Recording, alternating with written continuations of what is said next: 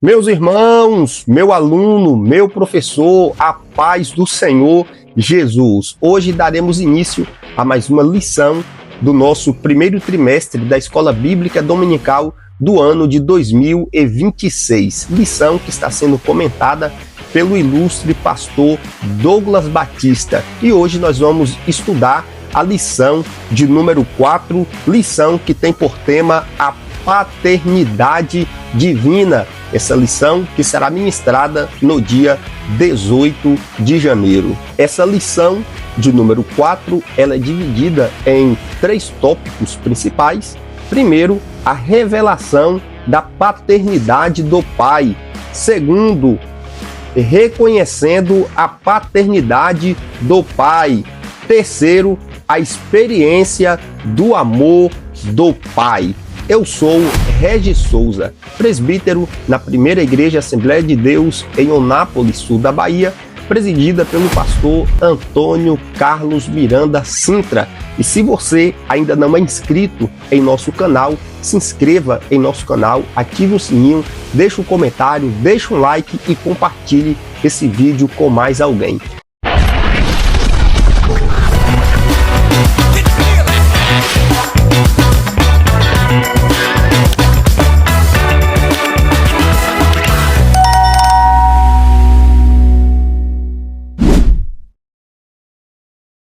Texto áureo da nossa lição de número 4. O texto áureo está em 1 João, capítulo de número 4 e o versículo de número 14, que nos diz: E vimos e testificamos que o Pai enviou o seu Filho para Salvador do mundo. Verdade prática, a paternidade de Deus é revelada no envio do Filho e na concessão do Espírito, confirmando nossa filiação e aperfeiçoando-nos no amor. Meus irmãos, a nossa lição de número 4, ela tem 3 objetivos que precisa ser alcançado ao final de cada tópico. O primeiro objetivo da nossa lição é o objetivo de compreender que a paternidade de Deus é eterna, inseparável de sua natureza. O segundo objetivo da nossa lição é reconhecer que confessar a Cristo como Filho é evidência de filiação divina.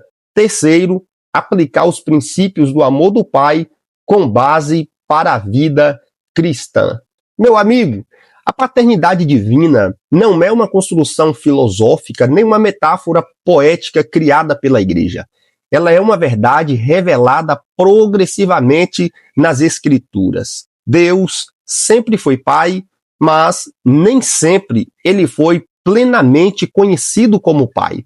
No Antigo Testamento, por exemplo, ele se revela principalmente como Criador, Senhor, Rei e Redentor de Israel. Já no Novo Testamento, essa revelação atinge o seu ápice quando o próprio Cristo nos apresenta Deus como Pai pessoal, relacional e eterno. É interessante você saber e passar para a classe que a revelação da paternidade do Pai acontece em 3 níveis. Primeiro, antológico. Segundo, cristológico. E terceiro, redentivo. Primeiro, antológico, porque Deus ele é Pai em sua própria essência. Segundo, cristológico, porque Deus é Pai do Filho eterno. Terceiro, redentivo, porque Deus se torna Pai dos crentes por adoção mediante o Espírito. É fundamental você esclarecer para a classe e destacar que a paternidade de Deus não começa na criação, muito menos na redenção, pois ela antecede tudo. A salvação não cria um pai, ela nos introduz no relacionamento com o Pai que sempre existiu. Essa compreensão protege a igreja tanto do modalismo quanto de uma visão meramente sentimental sobre Deus. Primeiro tópico da nossa lição. Primeiro tópico da nossa lição que tem por tema a revelação da paternidade do Pai. Esse primeiro tópico ele é dividido em 4 subtemas. Primeiro, definição da paternidade do Pai. Segundo, a paternidade eterna do Pai. Terceiro, o Pai gerou o Filho. E quarto, o Pai nos concede o Espírito. Meu aluno, meu professor, a paternidade do Pai define quem Deus é, não apenas o que ele faz. Deus não é pai por função histórica, mas por essência eterna.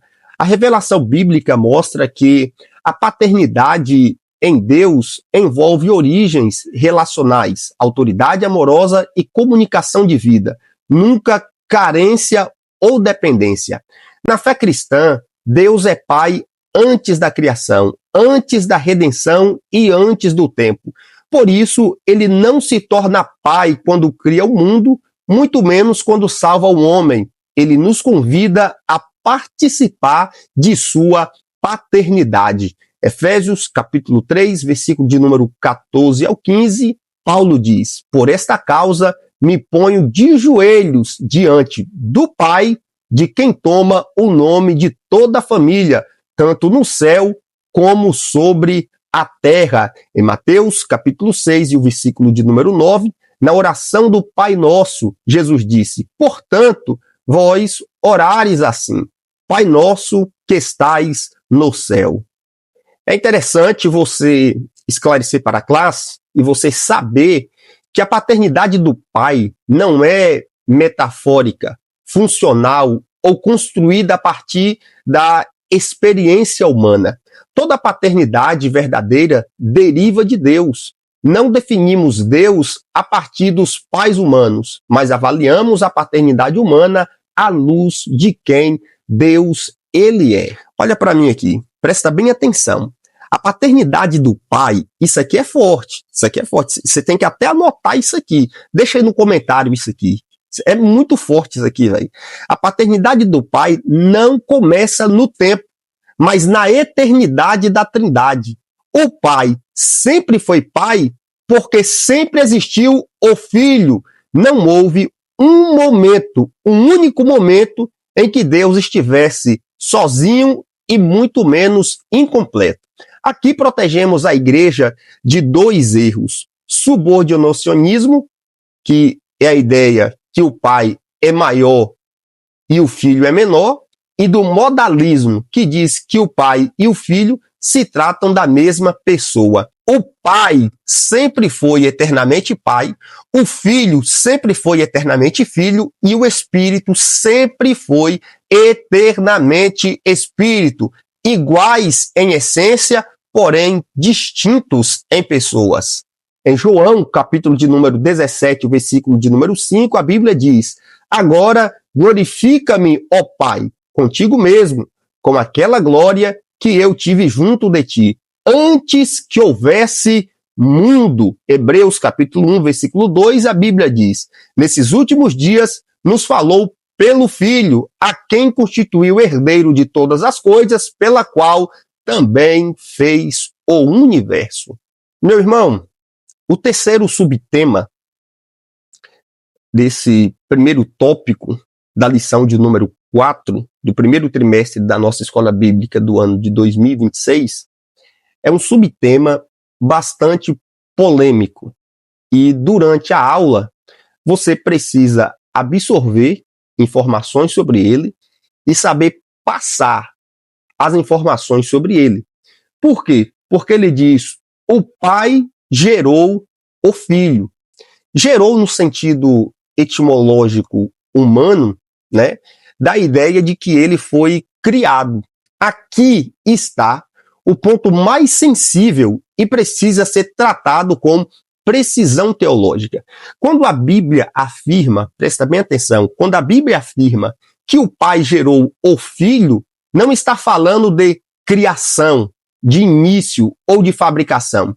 O termo bíblico expressa a relação eterna da mesma essência e não origem temporal. Gerar, em linguagem teológica, tem 3 significados. Primeiro, comunicação da mesma natureza. Segundo, relação pessoal eterna. E terceiro, distinção sem separação. Porque o filho é gerado e não criado, eterno com o pai, consubstancial com ele. Se o filho fosse criado, não poderia revelar plenamente o pai e muito menos salvar plenamente o homem.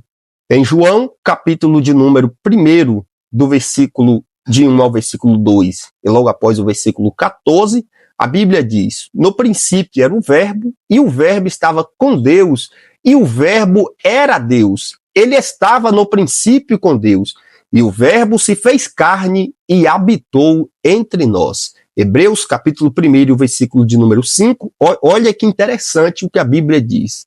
Pois a qual dos anjos disse: jamais, tu és meu filho, hoje te gerei.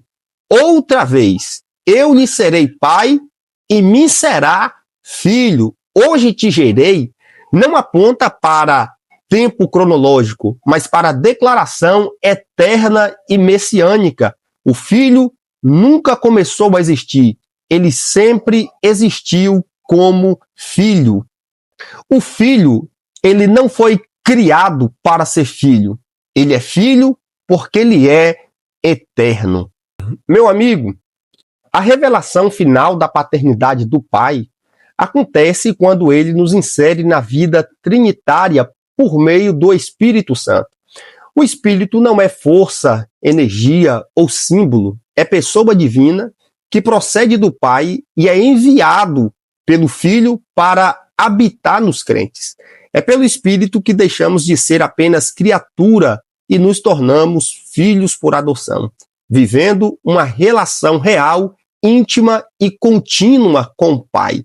A Bíblia diz em Romanos, capítulo 8, versículo 15 ao 16, porque não recebestes o espírito de escravidão, para outra vez estardes em temor, mas recebestes o espírito de adoção, pelo qual clamamos Abba Pai. O mesmo Espírito testifica com o nosso espírito que somos filhos de Deus. Em Gálatas, capítulo 4, versículo de número 6, a Bíblia diz: porque sois filhos, Deus enviou ao nosso coração o Espírito de seu Filho, que clama Abba Pai. O Espírito não apenas nos fala sobre Deus, ele nos faz viver como filhos, com identidade, segurança e comunhão. Como diz o teólogo pentecostal Antônio Gilberto, o Espírito Santo não nos aproxima apenas de Deus, ele nos faz experimentar a paternidade do Pai. Oh, glória a Deus. Segundo tópico da nossa lição. Segundo tópico da nossa lição tem por tema reconhecendo a paternidade do Pai. Esse segundo tópico tem 3 subtemas. Primeiro, confessar a Cristo como Filho. Segundo, a perfeição do amor do Pai. Terceiro, as bênçãos da filiação divina. Meu professor, reconhecer a paternidade do Pai é mais do que aceitar uma doutrina correta. É assumir uma identidade espiritual. Muitos conhecem Deus como Criador, Senhor, Juiz, mas não vivem como se fossem filhos. Quando a paternidade do Pai não é compreendida, a fé se torna religiosa, insegura e baseada no medo. A revelação da paternidade nos mostra quem Deus é. O reconhecimento da paternidade define quem nós somos nele. Só reconhece verdadeiramente o Pai quem confessa verdadeiramente o Filho e vive sob a ação do Espírito Santo. É nesse ponto que a teologia encontra a vida cristã prática. O primeiro subtema do nosso segundo tópico da lição de número 4, confessar a Cristo como Filho, é um subtema bastante interessante. Por quê? Porque ninguém conhece o Pai de forma correta sem confessar Jesus Cristo como o Filho eterno de Deus. A paternidade do Pai é inseparável da filiação do Filho. Rejeitar o Filho é perder o acesso ao Pai. Confessar o Filho é entrar no relacionamento com o Pai. A confissão cristã não é apenas verbal, mas doutrinária, espiritual e existencial. Reconhecer Jesus como Filho é afirmar sua eternidade divina e exclusividade como mediador entre os homens e Deus e entre Deus e os homens. Mateus, capítulo de número 16, do versículo 16 ao 17, a Bíblia diz: respondendo Simão Pedro, disse: Tu és o Filho do Deus vivo. Jesus lhe respondeu: Bem-aventurado és tu, Simão Bar-Jonas, porque não foi a carne nem o sangue que lhe revelaram, mas o meu Pai que está nos céus. Em 1 João, capítulo 2, do versículo 22 ao 23, a Bíblia diz: Quem é o mentiroso, senão aquele que nega que Jesus é o Cristo? E o anticristo, esse mesmo que nega o Pai e o Filho. Todo aquele que negar o Filho, esse não tem o Pai. Aquele que confessar o Filho, tem também o Pai. Olha para mim aqui. Entenda isso aqui e tenta fazer a classe entender que não existe paternidade sem cristologia correta.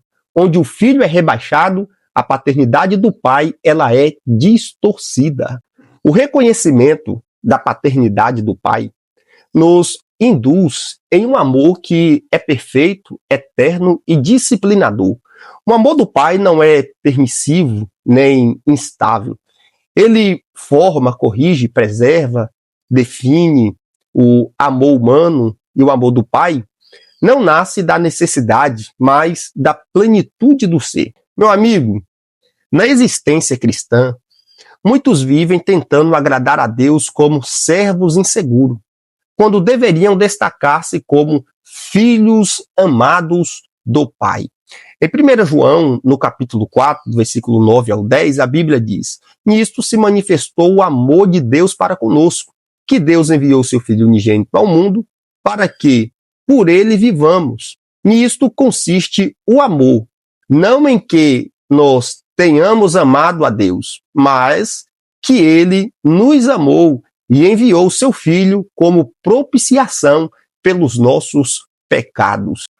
Em Hebreus, capítulo 12, do versículo 6 ao 7, a Bíblia diz: Porque o Senhor corrige a quem ama e açoita a todo filho a quem recebe. Se suportai a correção, Deus os trata como filhos. Porque que filho que há quem o pai não corrija? Por isso, meus irmãos, o amor do pai não elimina a disciplina. A disciplina confirma a filiação. Esse segundo tópico finaliza com o terceiro subtema, que diz as bênçãos da filiação divina. Porque reconhecer a paternidade do pai nos leva a viver as bênçãos objetivas da filiação. Ser filho não é apenas um sentimento espiritual, é uma posição espiritual com direitos, responsabilidades e herança. Entre as principais bênçãos da filiação estão acesso direto ao Pai, identidade espiritual segura, liberdade do medo e da condenação e esperança. E esperança da herança eterna. Romanos capítulo 8, versículo de número 17. E se nós somos filhos, logo somos herdeiros também. Herdeiros de Deus e co-herdeiros de Cristo. Se é certo que com ele padecemos, para que também com ele sejamos glorificados. Efésios capítulo 1, versículo de número 5, e nos predestinou para filhos de adoção por Jesus Cristo para si mesmo, segundo as bênçãos da sua vontade. A filiação não começa no céu, ela começa agora. O céu é a plenitude daquilo que nós somos em Cristo Jesus. Oh, glória a Deus! Reconhecer a paternidade do Pai é deixar de viver tentando ser aceito e passar a viver porque já fomos aceitos em Cristo Jesus. Terceiro tópico da nossa lição, a experiência do amor do Pai. Esse terceiro tópico da nossa lição de número 4 tem 3 subtemas. Primeiro, o amor é aperfeiçoado no crente. Segundo, o amor é a marca dos filhos de Deus. Terceiro, fomos amados primeiro.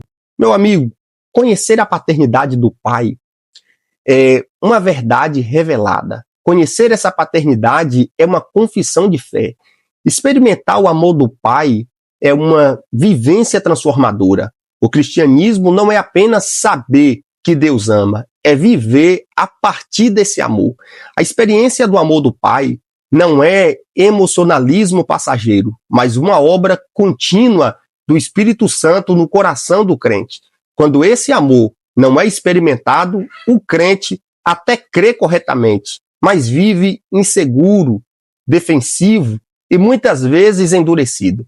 Onde o amor do Pai é experimentado, a maturidade, segurança espiritual e frutos visíveis e perceptíveis.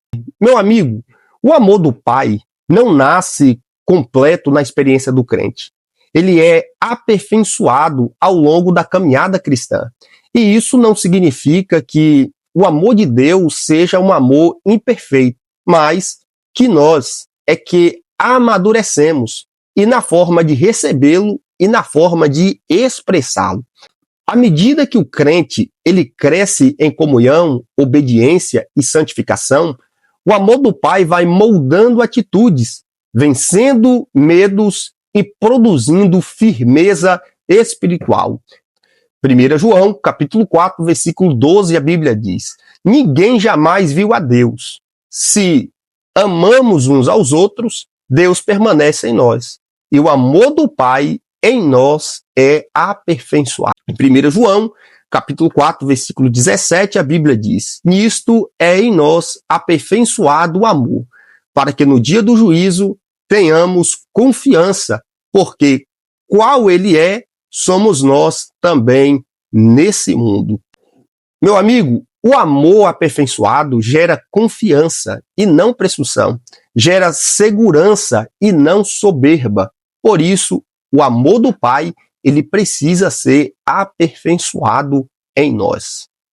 Em João, capítulo de número 13, versículo 34 ao 35, Jesus disse: eis que o novo mandamento vos dou, que vos ameis uns aos outros, como eu amei a vós, e que também vos ameis uns aos outros. Nisto todos conhecerão, sois meus discípulos, e vós amardes uns aos outros. O amor não identifica apenas quem seguimos, ele revela a quem nós pertencemos. Amamos a Deus porque Deus, ele nos amou primeiro.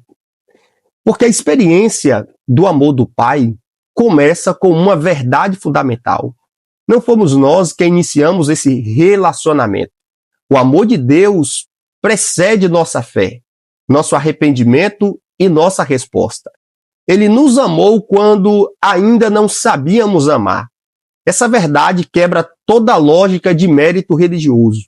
O amor do Pai não é recompensa por obediência, é a base que gera obediência. 1 João, capítulo 4, versículo 19. Nós o amamos porque ele nos amou primeiro. Romanos, capítulo 5, versículo 8. Mas Deus prova o seu amor para conosco em que Cristo morreu por nós, sendo nós ainda pecadores. Quem entende que foi amado primeiro, ama melhor, perdoa mais e vive com menos culpa. Deus nos amou primeiro. Em conclusão, meus amigos, a paternidade divina não é um detalhe da fé cristã. Ela é o coração do Evangelho. Deus não nos chamou apenas para conhecer doutrinas corretas, mas para viver um relacionamento real com o Pai. Quando entendemos quem é o Pai, nossa fé deixa de ser movida pelo medo de passar ou a ser sustentada por desconfiança. A revelação da paternidade nos mostra quem Deus é. O reconhecimento dessa paternidade nos dá identidade e a experiência do amor do Pai transforma a nossa maneira de viver, servir e amar. Sem essa verdade, o cristianismo se reduz a regras. Cristo nos revelou o Pai. O Espírito nos fez viver como filhos e a igreja é chamada a refletir com amor ao mundo. O maior desafio da EBD hoje não é apenas formar alunos bem formados, mas filhos maduros, seguros e frutíferos. Deus abençoe sua vida, Deus abençoe sua família, Deus abençoe sua classe. Se você ainda não é inscrito em nosso canal, se inscreva, ative um like, deixa o sininho, deixa um comentário e detalhe, compartilhe esse vídeo com mais alguém.